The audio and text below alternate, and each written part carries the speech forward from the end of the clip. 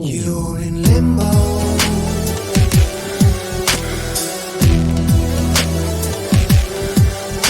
in limbo.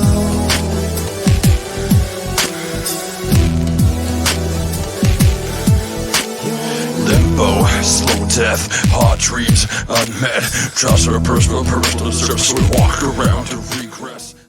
All right, we're recording. This is hot. This is heavy. It's Friday night here. It is Saturday morning for our man, Art Block, out in the UK, killing it. We're here talking to him, obviously. This is going to be great. We've had the pleasure of reviewing his latest release, the Basement EP, not too long ago. And guess what? We fucking loved it. Now we get to talk to the man behind it, and what a pleasure. Art, how are you doing, man? Yeah, doing good. Doing really good, thanks. It's so early for you right now. Yeah, it is. I know. I'm surprised I'm actually up. But as I was saying before, the sun's out and it's quite nice vibes going on. Summer solstice. So, yeah, it's good to be up, actually.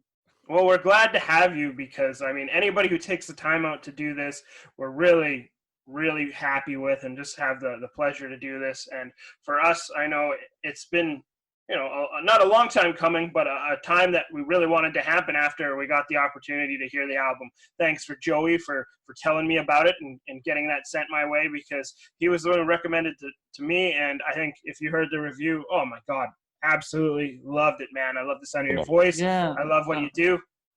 Thanks so much for that review, actually. I sent it on to my producer and he was keen on it. Nice. Yeah. That's excellent, man. Because like that Basement EP, that's the newest. Like, when did you put that out? Has that been out long? No, it was released in March, but it was recorded last year, so it was kind of like drip feeding the tracks. The first single was out in December, but the actual EP was out in March. Yeah.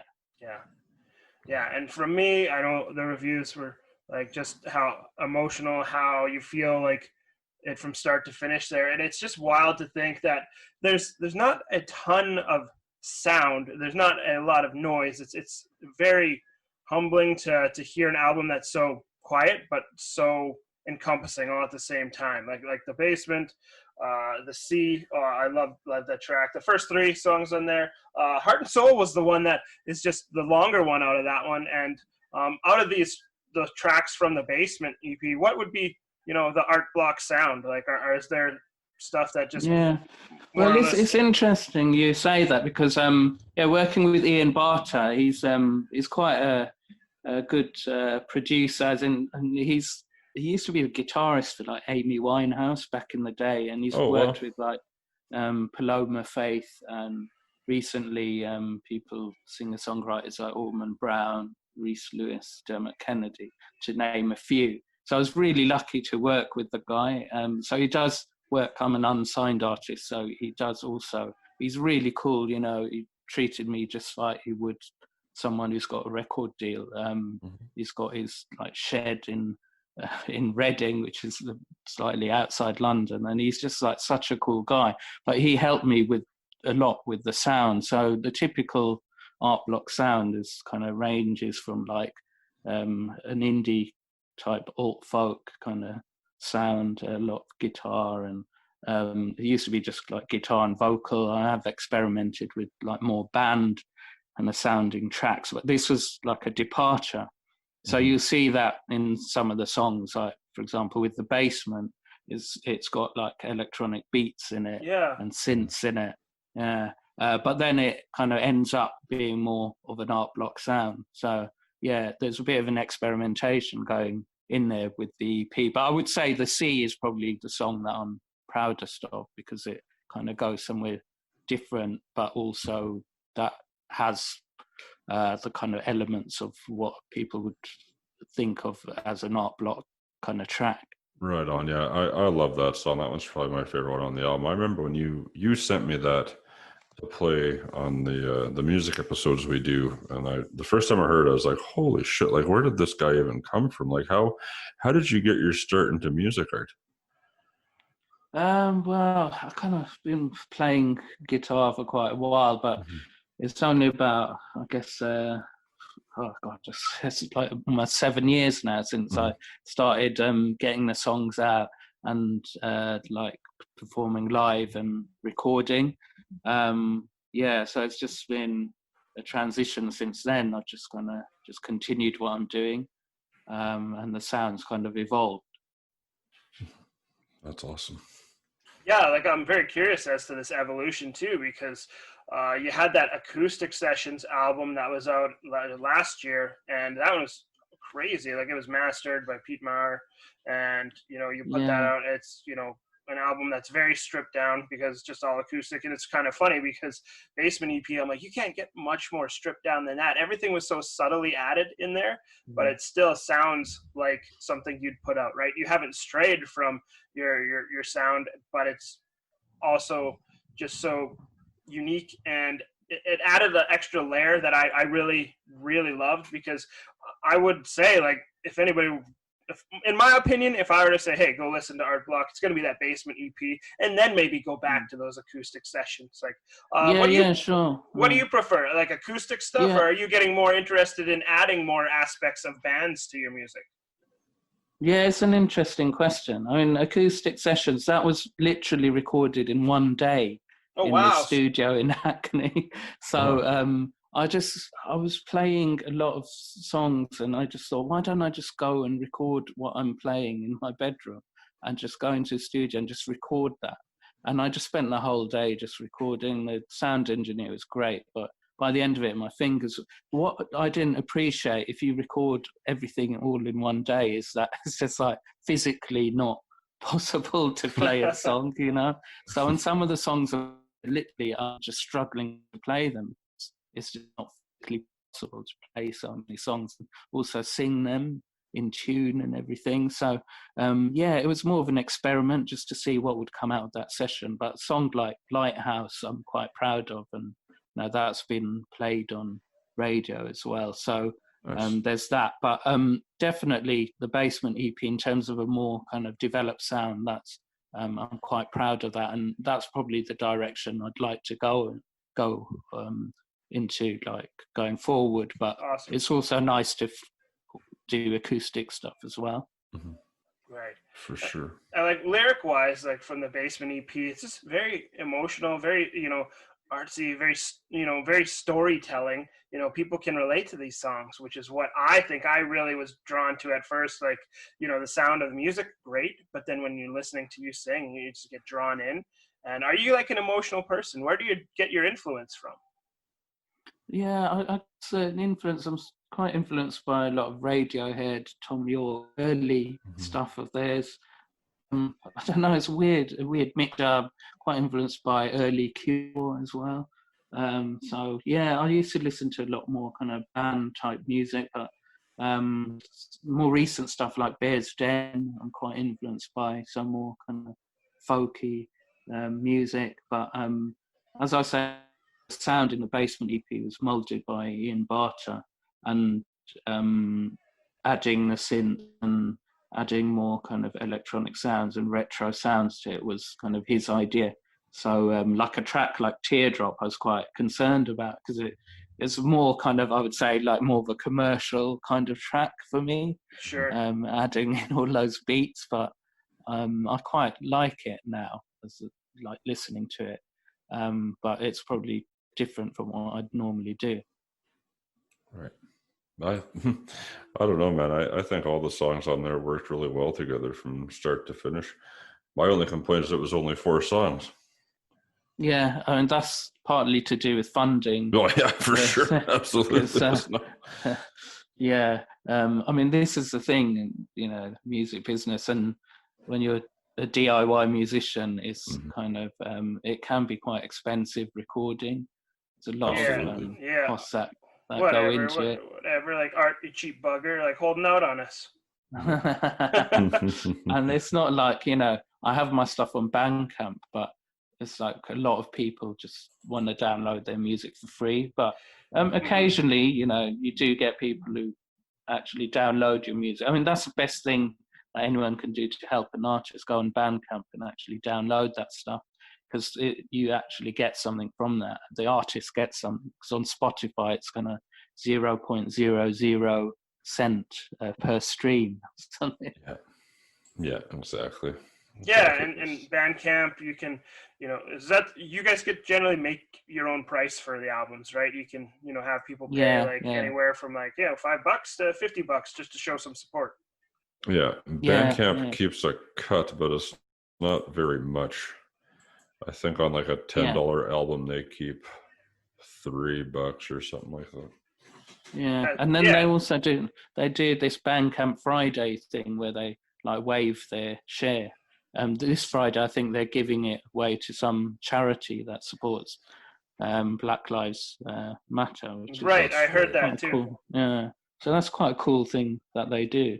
Yeah, I really like their platform, and generally, like the music that's available there, it's really good. Like it's quality stuff, and really, if people are looking to spend money, I know from just my own experience, it's very easy. The interface is very good to use, right? Many different ways to pay. It's easy, man. I love it. I recommend people check them out. It's not going to be very off-putting. Anybody can do it, and it's just a good way. I'm glad to hear that people have been supporting, have been buying the album. But what have other people been saying to you about the Basement EP, aside from us chuckleheads over here? Yeah, it's getting a good response. I got it seems the sea is kind of capturing people's imagination at the moment. That was like voted track of the week recently on this radio show called Trust the Doc on Exile FM, which was nice. And the guy there, he moderates tracks that go on to BBC Introducing, but I've never been played by the BBC Introducing for some reason. But anyway, it's good to get some. Yeah, it's good, nice to get some recognition from people. But yeah, the response has been really cool. But it's just kind of keeping that momentum going. So it's great to do an interview with you guys as well. It's great to have people like listening to my music in Canada and all over the world. Absolutely. Yeah, man. And do you know how far it's gone? Like, have you gotten responses from people all over the world? Like, where's the furthest it's been put out there for you?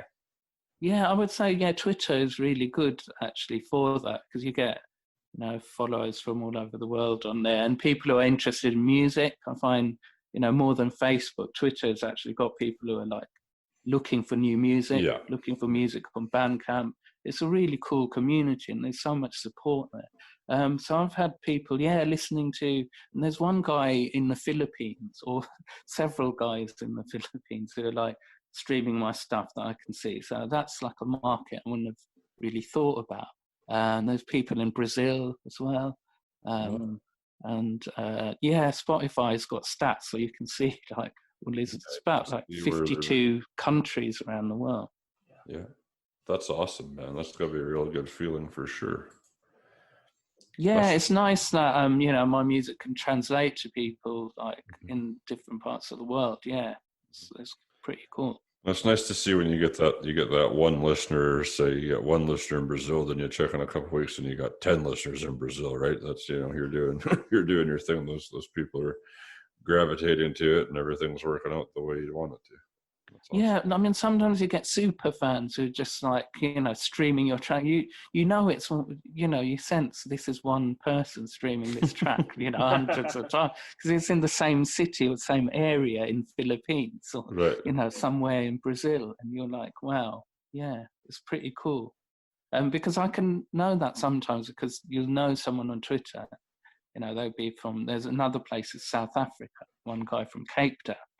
And I can just see like how he's just been like obsessively streaming my music. So that's cool. But yeah, gradually it would be great if more and more people do listen in those countries. But I guess it depends on how music spreads. I don't know. That's where kind of a recording label comes in and can promote artists to a wider audience. Mm-hmm. And who do you think personally your music appeals to? What kind of person would listen to art block albums? That's an interesting thing, because I had one person say that I'm the only kind of folky music that they listen to, and all the other stuff is commercial stuff like Mariah Carey or something. Oh wow. Just like commercial artists. And then others kind of are I guess, listen to like indie folky stuff. But I don't think there is one particular type of person, because I think my songs draw on different influences. Like some people sort of had, Nick Drake or Leonard Cohen fans who can listen to my stuff as well as, people who listen to, I don't know, just mainstream bands like the Killers. Or it's there's real variation there, which is pretty cool, because I'd like my music not to be kind of pigeonholed into one kind of area. Yeah, Right. absolutely. Right. Well, you had that conversation with like everyone out there on Twitter, like I think it was last week, where you were asking people like, "Hey, who do you think I sound like?" And I think there was quite a variety of responses that you got. Yeah, I mean and part of that was for the marketing, because it's easier to market to people who listen to a certain artist and without a doubt, right? Yeah. So, part of but yeah, it's interesting when you get different. Yeah, I've had all kinds of people comparing me to so many different artists. So yeah, that probably means that the sound is pretty unique. Right. Sure, but also, I'm guessing it could be pretty humbling to hear some of the names, some of the artists that you are getting compared to. Yeah, definitely. I mean, I wish I could be on the level of someone like Damien Rice, and I mean, watching him like perform live is just incredible. Being a storyteller, and I think that's a bit of a conflict within my own music, as in do I do the stripped down? Yeah, and then like with what I was hearing from you, like the only song that I heard like that like kind of Bono vibes from was Teardrop, whereas like I heard some of the similar vocal stylings. I could imagine him singing that, but just I wouldn't want to because he's a twat.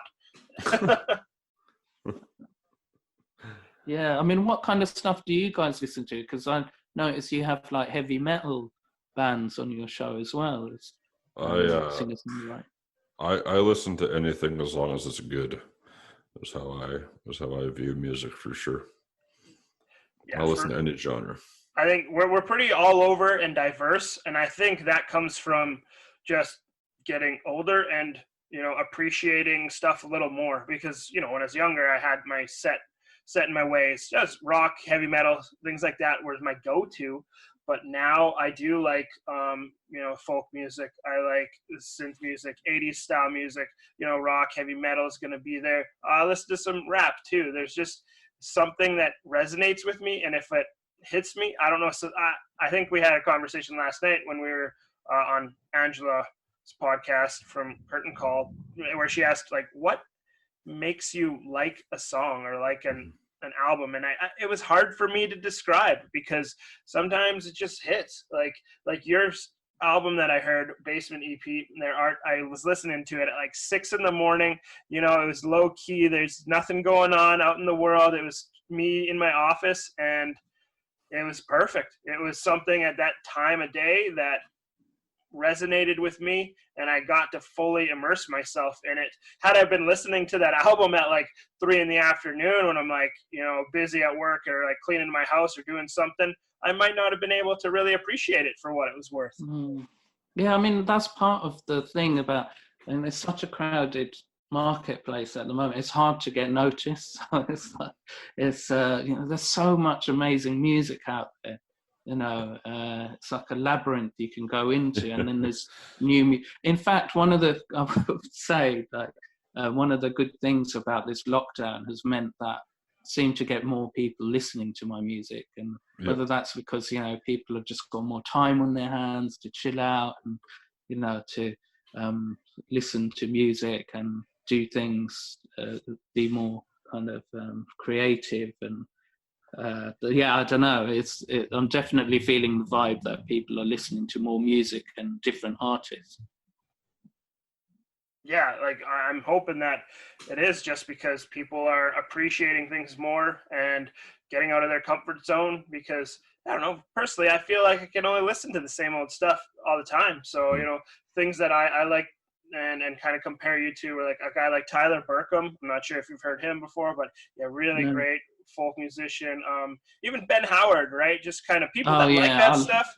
I love Ben Howard's music. Actually, he's one of my influences, definitely. Yeah, and so maybe you don't sound like him per se, but there's influences there. And when you compare to someone like that, yeah, that's like all about that marketing aspect of it. Whereas you could say, oh, if you like Art Block, you're gonna like these bands too, and then well, let me go listen to them. Yeah. I mean, speaking of Ben Howard, I saw him live,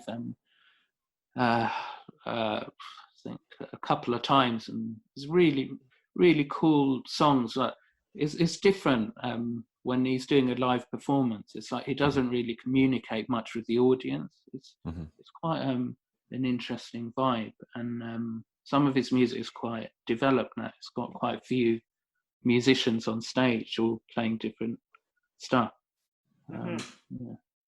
What's an Art Block live show look like? Well, that's the thing. I think I'm gearing more towards just being a recording artist because you know, I have done gigs in the past, but I found it quite challenging to try and reproduce my stuff live, I would say. And also to get beyond the noise of you know, I don't mind performing when people are actually listening to lyrics and actually listening to sound, but that's quite hard. Like I would say, the London music scene is, you know, the singer-songwriter is like 10 a penny, so it's hard to cut above that noise. And I kind of find, playing live can be quite frustrating sometimes. And I don't know whether my music is more designed for people who are actually familiar with the music and want to listen to it rather than kind of competing with other musicians to try and capture your attention. Right. I as someone who went to a lot of shows, they used to have this place, like a restaurant in town, so like a pub basically. You know, you have these awesome musicians just like sitting in the corner doing their thing, but everybody's like yelling over top of the music. It's like, just shut up and show some respect to the person that's playing right now. Like, it's so horrible. I can't imagine how that must feel. It's like you're sitting there doing your thing. Say you're playing Teardrop and, you know, nobody's listening. There's like not booing, but like not paying attention. So they may as well be booing, right? Like I can see that. I could see that being totally frustrating. Yeah, I mean, you even get that with people like live gigs, and I remember, going to concert. Actually, there's one band called Bear's Den where it's amazing. I saw them in Brixton Academy, which is a huge venue, and it was completely silent when they're playing their like acoustic songs of banjo and guitar, and then a more full band sound. But when they're playing their quieter songs, it was amazing to see. You could hear a pin drop.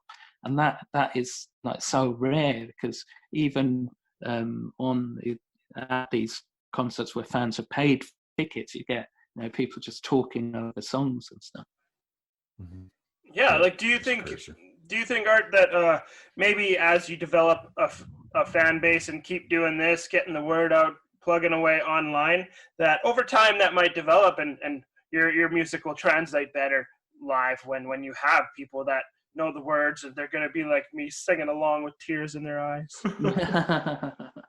Yeah, possibly. I mean, the other thing, I do suffer from stage fright as well, so that's been I mean, when I first started performing live, it was like, you know, that scene in Back to the Future where you can't play the guitar. It's like, what's going on with my hands here? And it's been like a real battle to try and get through that. And sometimes people aren't aware of it. They're like, oh, we didn't notice. But kind of, I prefer more kind of intimate gigs than like playing to lots of people. I don't know. Do you try the old trusted trick of imagining anybody naked? Or in their underwear? My solution is to drink lots of Guinness. Okay, Guinness helps. Yeah, that's tried, tested, and true. That'll take care of any stage fright you could ever possibly have. Art, is Guinness better in the UK? Because I hate it here. All right. Well, yeah. I mean, it's quick flight to get to Dublin. Actually, I've been to Dublin. I've tried the Guinness there, and it was incredible. Okay. But in London, yeah, it's not as good as in Dublin, but it's all right. It depends on the pub, really. I think it's probably better because you're closer to it there, and here it's way the hell across the ocean and shit. So it's like, Yeah, to me it tastes like tobacco and soy sauce. It's garbage. It's disgusting. I'm not a fan of a dark beer. That's for damn sure. Yeah. No, I heard some of that Nigerian Guinness is meant to be good as well. I don't know. Nigerian Guinness? I've never heard of that. I think you can buy that online as well.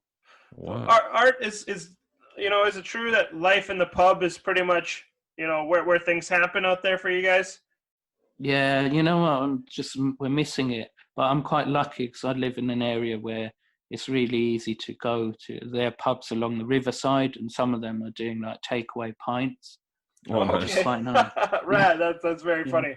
But hey, I feel like that would be such a big integral part to day-to-day life out there. Like from what I've seen, just from our end of it, right, being in Canada, I just get stereotype. Stereotypical thing you see on TV. Whereas at the end of the day, everybody congregates there, and that's where the stories are told, and that's where friendships are had, and that's where families punch each other and then drink each other back to love and health. Yeah, well, it's not quite like that, but a lot of pubs are great supporters of live music as well. We've got the George Tavern near us, where going back to Amy Winehouse played there once. I think Pete Doherty of the Libertines has played there, and they really support live music. And what's the name? Someone did an after show there. I can't remember the name, but amazing female rock vocalist. Played there as well, and they support like local music, and you get up and coming bands playing there as well. It's like really cool, and you get like a lot of the open mic scene where artists like play out their tracks and a lot of pubs do that. So yeah, it's sad what's happening to the music scene there because it's been completely decimated. Right. Yeah, absolutely. Yeah. Join the club. It's like that here where we're in a stage of just wondering what venues are going to be open still after this is all said and done. Yeah, it's sad. And like when you see they're doing like streams now, they had like Laura Marling in the Union Chapel, which is quite a famous venue in London. So literally a church, but it's got beautiful sound in there. And she was just like streaming just with a music company executives in the audience, or many of them, and then just streaming that out and people paying to watch that live stream. But it's quite sad, really. Right. It's very sad. I think that's totally depressing to have to do that. It's better to all be there together enjoying something, not just you doing it for 3 people. But on the other hand, I mean, it can be quite cool watching a live stream. Like I saw one with a singer-songwriter called Diane Birch. Actually, she's American, but she's based in London. Okay. And I just requested a song on Instagram, and she played it. That's hilarious. That's pretty cool because you watch a live gig and shout out your song and never gets played. Yeah, that's true. That's true. That's what. Art, do you see a lot of people from North America tend to go over there and try and get their music established, or is that kind of a rare thing that you see? Yeah, I think that's pretty rare. I think Diane Birch started out in the US, but now she lives in the UK. But she's an amazing singer-songwriter. But yeah, I don't know. There's a lot of Europeans who kind of come to London and play, like Italians and French. Yeah, sure. So, I've got, not only is there competition from, UK-based songwriters. then there's everybody else. Yeah, I don't go to France or Italy and sing, folk songs in French and Italian. But anyway, it just makes it it's even harder. It's even more congested. Yeah. That's one thing. With this whole pandemic, that whole thing has just gone away. So it's like everyone's on the same playing field now. It's interesting. And what are you doing, Art, to try and separate yourself from the pack? Like, are you really gravitating towards social media? I know you've been vocal on there since we've connected with you. We're seeing you engage in conversations, but what else? Yeah, I mean that's a good question. I've been like trying to. I got contacted by someone who actually asked me for some CDs recently, which was via Twitter. Which I thought no one listens to CDs anymore, right? So it's a dying media. It's weird, right? Actually, our local Walmart here is. I think there had been talks about them just tearing down that section and getting rid of the CD section in there because really? yeah, nobody buys them, and if they do, it's all, they'll get them online. I know that's been talked about, and I think there's been some places like Best Buys or other places in smaller cities that have said, screw it, we're getting rid of the music section. So it's just weird to think that, but I do know like vinyl sales have been outselling like CDs for quite a few years now, and I'm a sucker for a vinyl. I'll go back to those and buy those. I just like to have those every once in a while, and it's so weird that's the way the world is going, because if you were to tell me that CDs would have been gone or a thing of the past, 5-10 years ago, I would have laughed at you, because I loved a physical product in my hand, but it's just so easy and convenient to click on a streaming service or a MP3 and play it. Yeah, I'd love to have my stuff on vinyl, actually. I was approached by some company in the Netherlands who wanted to do that for my stuff, but I had to pay for it, and it was a lot of money. What does that cost? To do vinyl? Yeah, it's a lot more expensive than... Weirdly enough, if you do want your stuff on vinyl, I would recommend hitting up one of our good friends, Cat Temper, on Cat Temper on Twitter. I actually talked to Cat about that because there's some friends of ours who want to do that, and there's been some amazing companies that he's recommended me to.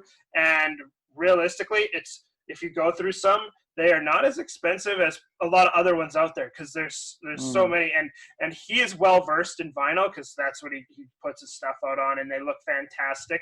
And you can do them up, a batch of them. Obviously, the more you make, the cheaper it is, but then up front, it's more money for you too. But I think I'm just so excited because your stuff would translate really well to vinyl, right? That'd be an experience, and just be something that people would really be enticed with.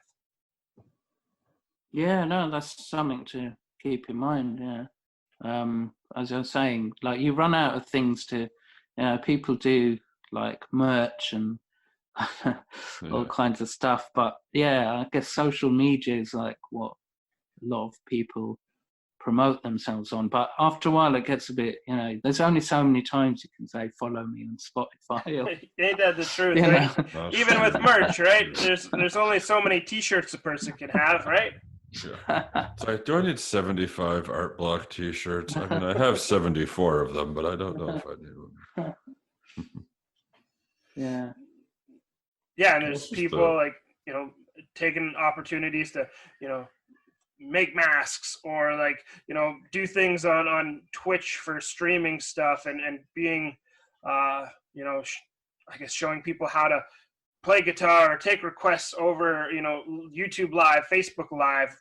Thinking outside the box and staying as busy as they can if they're lucky enough to spend time on that type of stuff. Yeah. But are you working? Art, do you have like a daytime job that you're at too, that you find it hard to, fit music in? Yeah, I do have a daytime job, but it's because of this whole lockdown situation. It's actually meant I've got more time to do music, which is cool, because I don't spend time traveling to work and that. Mm-hmm. So, I mean, that's one of the cool things about this lockdown. I've been doing a lot more music. That's awesome. Yeah, improving my skills as well, because you can always improve as a musician. Yeah, that's true. That's the and if you've got another job, that can definitely eat into it. But then again, if you're just doing it full time, I really respect musicians who can just do the whole thing full time, because it's hard to make a living from just music, and it's even harder now when people can't, play like weddings or like corporate events or something. Hello. Absolutely. I'm doing my thing. Oh, the wife's there, Art. Yeah. No. Hi, Mrs. Block. She's gone. She's not a great supporter of my Oh, music, jeez. actually.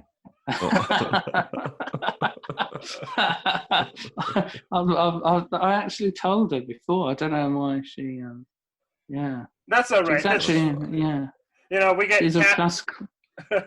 we get cats coming in, breaking up our stuff. We got Joey's dryer's always buzzing. God damn it! That's right. It's life, man. It's real life. That's why I like doing these. Surprised my kids didn't come in here and kick me in the face. They're sleeping, so that's good. It's happened before. They start pounding on the door. Done. But yeah, Art, you were saying like you've had more time to work on music, which has been great. Yeah. And you've only, like you said, you've only been really kind of getting stuff out there for the past 7 years. Really, that's, you know, to me that doesn't sound like a whole lot of time. It sounds like there's a whole lot of natural talent and things that have just come to you really well. But how did you learn? Were you a person that took lessons? Did you just learn by listening? Yeah, I'm mostly self-taught, actually. Yeah, Wow. So I haven't had lessons. I did have some piano lessons years ago, but it was like a horrible piano teacher. He used to slap my hand when I got something wrong. Oh, wow. And I'm like, no, I don't want to be playing classical music either. So I just, self-taught. I just play myself. And That's awesome. That's not easy to do. No, it's not dedicated to sit down and be like, okay, I'll figure this shit out. And to do it well. And a lot of people can say, oh, I taught myself how to guitar, and they suck. But you don't. You're perfect. You're good. Thanks, man. But I mean, my producer does play some instruments as well. Actually, on the C, that's producer playing guitar, and that's beautiful. There's also a different skill, like when you're recording and playing, and when you're playing like normally. Because when you're recording, you're playing like to a click track. And it's a very different skill from just like writing a song, even performing it, but to like recording a song, and also to get that emotion translated. I mean, I'm glad like you guys are saying that you love the Basement EP, because it's sometimes hard to get that emotion into a recording. Yeah, and but for me, hearing that, I don't know. Here's a story for you, Art. Just when I first listened to that, right, I had these preconceived notions of who's going to be behind this. I didn't know who you were, but all I knew was the music. I just expected this like curly-haired, sad little white kid from the UK. Whereas like then I see you and I'm like, oh, this guy looks like my financial advisor. And I go, hey, it's like, I just didn't expect that, which is funny. We're like another band that for me was always like that. I think a lot of people are like Blues Traveler, right? You don't expect John Popper, this like big fat white dude, to be behind like what he's singing, right? Just preconceived notions. And when I saw you, I was like, oh, well, that's Art Block, and now that's all I see. But that was an emotion that poured out. I know what you mean. I had that sometimes when I was like playing live, and I'd be wearing like a suit, and and people would be skeptical about what. It's kind of. I've never. I guess if I was in a band, maybe it would be different, but it's just. I haven't like worked on that side of, I'm just myself. You're just yourself, right? There's no image. Yeah. There's no image. Yeah, that's right. Yeah. And I mean, is that something you've discussed with maybe changing things up, or trying to step outside your comfort zone and getting out there and be like, hey, maybe this is what I need to do? Yeah, no, that's definitely something in my mind, but it's kind of doing something. I'd love to like go to the US and explore more things. I mean, a lot of my music is influenced by American musicians, so it would be cool to just go out there and just like explore different things. Yeah, definitely. And then like hopefully you get there, right? I think that's the thing. A lot of people are very hopeful as to what the future is going to bring right now because we're kind of just sitting here waiting and figuring out what's next. It can't get much worse than what it is right now. Yeah, it's pretty tough. I mean, that's the thing. Music keeps me going, really, and it's good to, and that's one of the benefits of, you as a musician, you can play the guitar, and you end up feeling better after playing it. So yeah, it's almost like therapy. Right. Absolutely. Yeah, I think that's a pretty big consensus we hear from people is it's unfortunate that they're not out on the road playing for some because that was, their therapy, being able to get in front of people and express themselves. Yeah, but yeah. at least there is the opportunity to still play and write and to express in other ways. Yeah, I mean, I feel sorry for those musicians who've had to cancel their tours and stuff. And as you're saying, and that's the way a lot of musicians express themselves, performing live, getting energy from an audience. Yeah, that's really sad. That's gone, and then their revenue streams as well. Yeah, and sure. It's really tough. But I'm sure, like, out of this lockdown, there's going to be like a lot of amazing music that's going to come out of it. Right. I hope so. That's a very positive way to think about it, for sure. And I know some people have said that too. I don't know if they all believe it or if they just tell themselves that too, just to be like, it'll get better. I know it will. It has to. It has to, yeah. But I know because the UK was hit pretty hard with this like first wave of Corona. You guys were one of the ones that we were often talking about and watching the numbers and seeing how things were progressing out there. So how is it right now? Do you feel safe to be doing what you're doing, kind of going outside? What are you up to, Art, and all this? Yeah, it's kind of it's been a bit more relaxed now. The lockdown is getting more relaxed. People are out and about. But yeah, at first it was pretty crazy. People were stockpiling. We were imagining it's going to be like Mad Max, like Yeah. people. There were people fighting over toilet paper and stuff like that. Jesus. Okay, so that wasn't just us too. Okay. That wasn't just us, yeah. Yeah. Today was the first time, and I think when did this shit start? March, and it's so a couple months that we could order paper towel from the store to pick up and actually got it. So that was nice.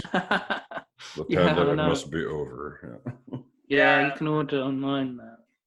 So, we notice a few stores even in our town too where the toilet paper aisle is still much thinner than it used to be. You can go get it. It's not always packed. So there's still people out there who are making sure they got what they need, who knows, scared of wave 2, whatever happens. Yeah. But I'm kind of in the mood. I think we're all pretty well understanding as to what we got to do if something like that does happen. We'll get through it. Yeah, it's kind of, you got to be positive, otherwise it can, Yeah. Was there anything, Art, you were doing that was maybe irrational or crazy, or you followed with the flow of people, or you seem like a pretty level-headed guy to me? Yeah. Yeah, no, I was quite relaxed about it. Yeah. I've quite enjoyed it. I was saying on Twitter, it's nice to listen to birdsong instead of an office air conditioner. Where, there's some beautiful things lockdown, and I think the planet's needed us to just slow down. People are just consuming too much, just doing too much. Life was at such a fast pace, and it's good to just stop and reflect about how we were, things like the homeless, every day to work for 2 years as a guide who's just been there, and people are just going to work, and then within a week, London's homeless problem was solved with people getting being put up in hotels and stuff. So where there's a will, things can actually be done. So I'm sure, if you're a homeless guy, this lockdown thing has been really good for you. So it's That's interesting to hear that that happened out there, because I know that was a big hot topic for a lot of places in Canada, because there's homeless problems throughout provinces as well, and people were mentioning that as a solution. It was like, hey, okay, can we get them put up in hotels or somewhere safer? But that didn't happen as far as I know, unless you heard otherwise, Joe. Yeah. No, I didn't hear anything like that. Our government's too fucking pig-headed to do anything good for people, I think. Right, and it's not like we don't have the room. Like, I'll tell you right now, in our city, we have empty hotels left and right. Like, and I'm just wondering if many of them will be around after all this is said and done, or if it's just going to be an empty building. It'll be an empty building. Yeah. So. Yeah, it's the same thing with people working remotely. I mean, that's a huge thing. Like, people can work without having to be in an office. That's the big debate now here with my wife's job. She's been working from home since all this stuff started, and I guess like her one big boss that's in another province says is like, well, I'm not going back to the office ever. So you can try to send me back, but there's no real need for me to have to be in an office anymore. I can do my job quite fine from home, so I'm not going to bother. It's like, wow. So maybe that'll trickle down or something, but she's been killing it for sure, doing it from home. So there's a lot to be said. If you have a laptop and a good internet connection, you can do most of your shit from home. Yeah, that's a lot of debate I'm hearing too, man. It's just, will big office buildings be a thing of the past? Like a lot of, I think it saves a lot of money, right? If you don't have to pay a rent or a mortgage or go and get parking downtown in the middle of the city. Well, what does an office building hold? It just holds paper. Yeah. And if you're gonna go, like a lot of these jobs are saying now, like they're passing out all these mandates to say, like, if you don't have to fucking copy or print anything, then don't. Nobody's passing paper back and forth in the office anymore. Okay, so you take that out of the equation, then you got desks. You got a whole lot of desks. Well, you got a desk in your room. Yeah. You have your computer. You can buy a little printer for, like, I think ours costs like $50. Like, ink's a pain in the ass, but whatever, that's fine. And you can just make it work. You can make it work quite well. Yeah, things are changing, good or bad. We'll make it work, right? We're evolving. We're making the best out of this, and I am curious as to see what happens. But there's always, music's changing though in a little bit. Art, we were talking about people doing concerts out here. I think tomorrow night. What's the date here? Tomorrow there's going to be a concert in the city where Joey lives, out in Regina, where it's a outdoor concert, but it's a drive-in concert. People are going to be in their cars, lining up and watching the show. That's such a cool idea. That's brilliant. Yeah. It's at least something to do, and I know it's sold out in a hurry. People got to just get out there, and I mean, hopefully it works. But hopefully we can be live and in person eventually. That's what I miss the most. Yeah, man. I miss mosh pits. I wasn't one to go to concerts all the time, but now that, maybe like a lot of people took things for granted or always thought, it'll be always around. I can get there when I want.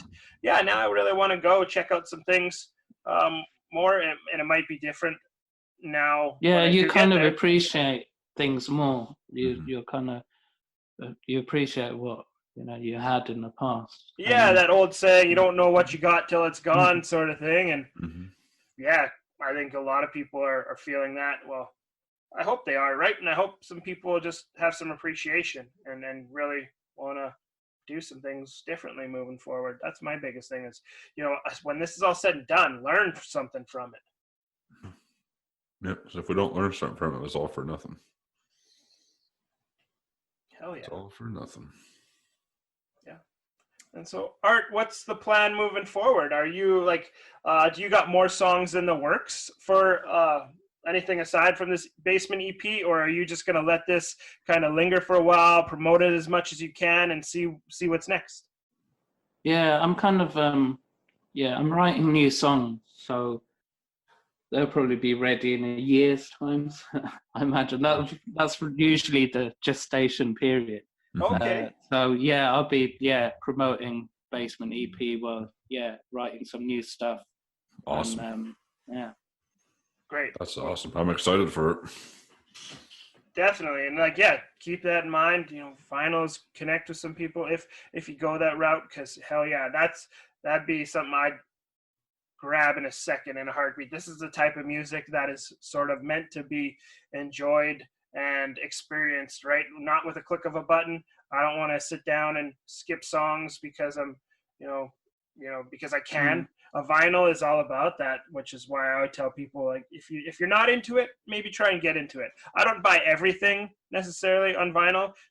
Sometimes I do for the artwork, but I'm very picky with what albums go on that, because it's you got to pick it up, put it on there. It's pretty hard to skip a track when you're listening to an album. So Yeah. that's an awesome way to go, man. I'm glad that we got to hear this album, and I want more people to hear it. And I think that's the goal for us. Me and Joey are just all about spreading love, getting the music out there, and as much as possible.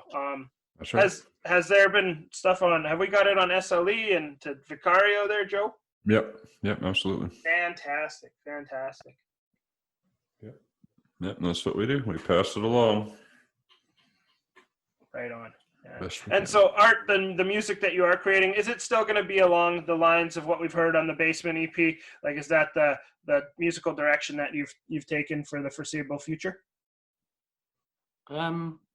Yeah, I might actually go to more of a traditional band sound. Nice. That's cool. Cool, interesting.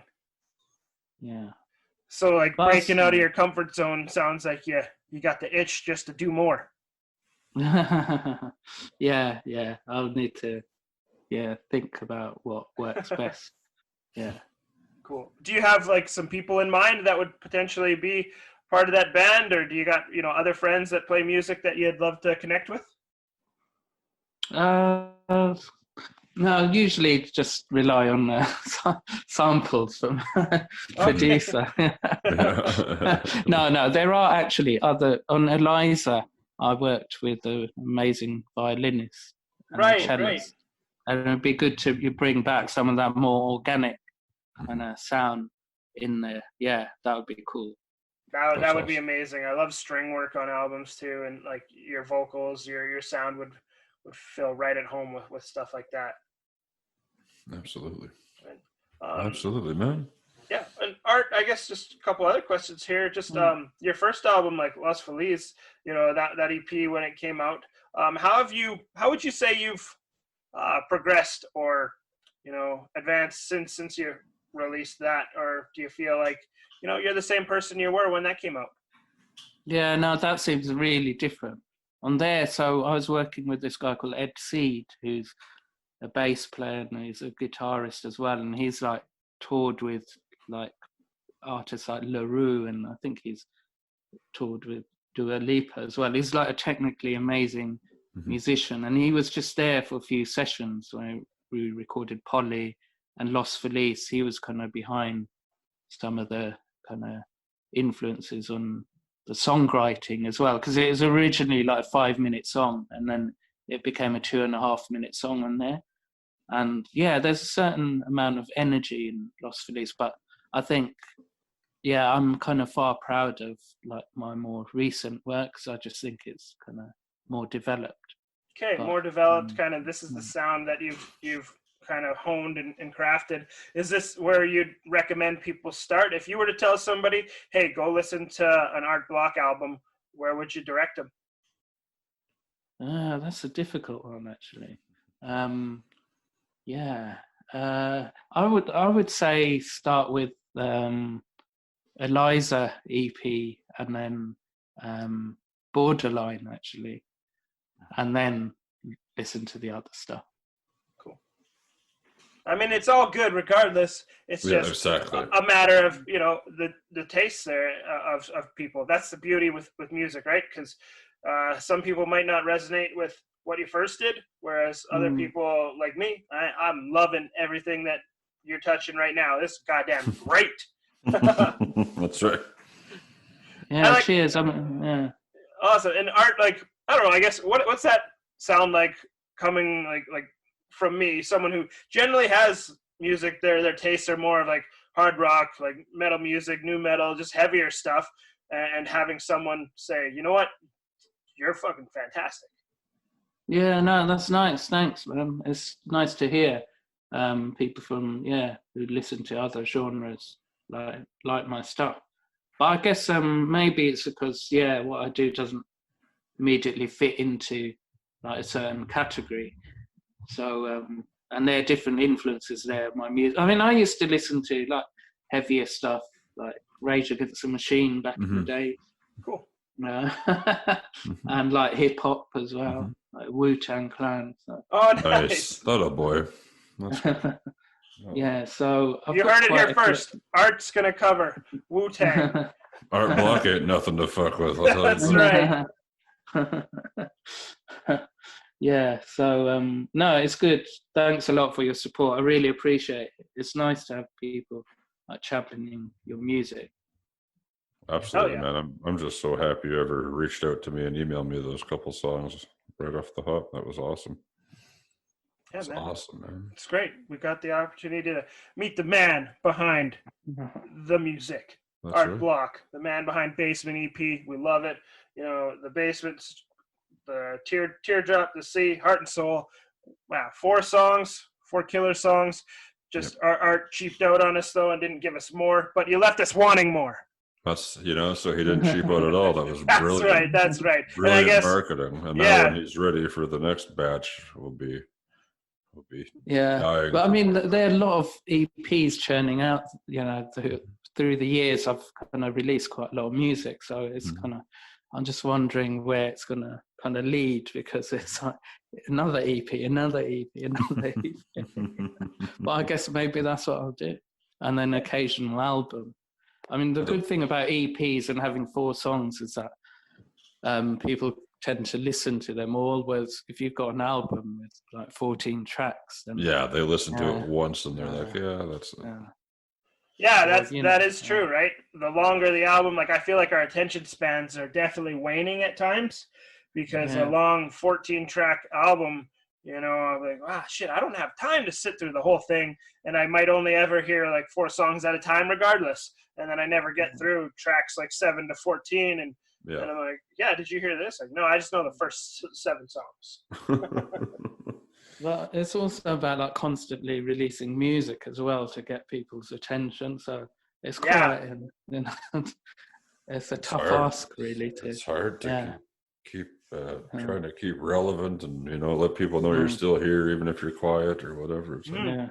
Yeah, isn't that the truth there? The battle to stay relevant, but to stay true to your music, to stay true to your vision and where you want to get to. Yeah, it's tough. I give artists all the credit in the world for what they're doing. Absolutely, 100%. And I just want them to keep doing selfishly. I want them to keep doing what they're doing, so I get to, reap the benefits of all their hard work and listen to that music and praise them for what they're doing. And Art, thank you for being you. Thank you for putting this music out, man. Cheers. And thank you for waking up early to talk to us, man. We appreciate it. It's all right. I'm kind of flagging out now. I feel like I need a coffee at least. Hey, well, we'll let you get to that, my friend. Where can we go to support you? Spotify, Art Block Music, Instagram, Twitter, Facebook. Yeah, I've got all the bases covered. Yeah, for sure. All right. Hell yeah. We'll plug those links on our Podbean site, and we'll get it out there. We'll keep spreading the word, brother. Cheers, dudes. Cheers, man. Thanks so much, Art. All right, man. Go get the coffee.